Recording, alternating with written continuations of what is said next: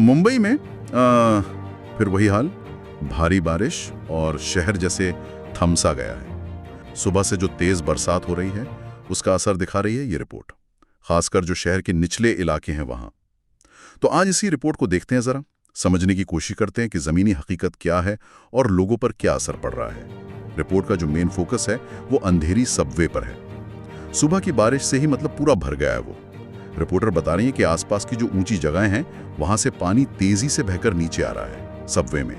और सिर्फ अंधेरी नहीं, खार सबवे, मिलन सबवे, इनका भी जिक्र है, वहां भी ऐसी दिक्कतें हो सकती हैं। हाँ, और इस रिपोर्ट में जो बात मुझे सबसे अहम लगी वो ये कि रिपोर्टर ने साफ साफ कहा है कि ये पानी तब भरा है जब हाई टाइड यानी ज्वार नहीं है। हाई टाइड तो शाम को आने वाला है। तो इससे अंदाज़ा लगता है कि बारिश की रफ्तार, इंटेंसिटी जिसे कहते हैं, वो ही इतनी ज़्यादा है कि शहर का जो ड्रेनेज सिस्टम है वो फिलहाल इसे संभाल नहीं पा रहा है। ये अपने आप में थोड़ी चिंता की बात है ना? हाँ बिल्कुल, ये वाकई सोचने वाली बात है कि भाई बिना हाई टाइड के ये हाल है।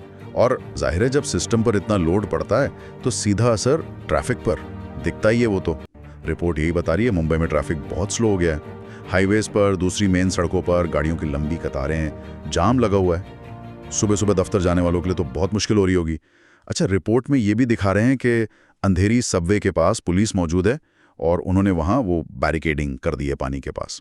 जाहिर है इसलिए कि कोई गाड़ी या कोई इंसान तेज बहाव में न फंसे, कोई हादसा ना हो जाए। तो ये जरूरी कदम उठाया उन्होंने। हाँ, ये एहतियात तो ज़रूरी है, सुरक्षा के लिहाज से बिल्कुल सही।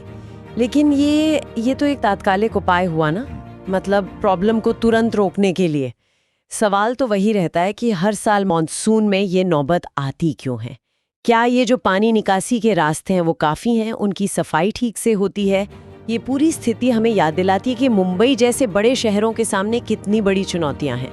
कैसे थोड़ी सी ज्यादा बारिश पूरी शहरी जिंदगी को अस्त-व्यस्त कर सकती है और प्रशासन को कितनी तेजी से एक्शन लेना पड़ता है। सही कहा, ये सिर्फ पानी निकालने की बात नहीं है, ये असल में शहरी योजना से जुड़ा मसला है। इंफ्रास्ट्रक्चर कैसा है, उसका रखरखाव कैसा है, और हाँ, मौसम का मिजाज जो बदल रहा है उससे भी जुड़ा है। रिपोर्ट तो ठीक है, एक दिन की स्थिति बता रही है, लेकिन इसके पीछे की जो कहानी है वो ज्यादा बड़ी है। बिल्कुल, क्योंकि जब हम ये देखते हैं कि भाई बिना हाई टाइड के कुछ घंटों की बारिश से हाल है, तो ये सिर्फ ड्रेनेज सिस्टम पर नहीं, ये पूरे शहर के बुनियादी ढांचे की जो क्षमता है उस पर सवाल खड़े करता है।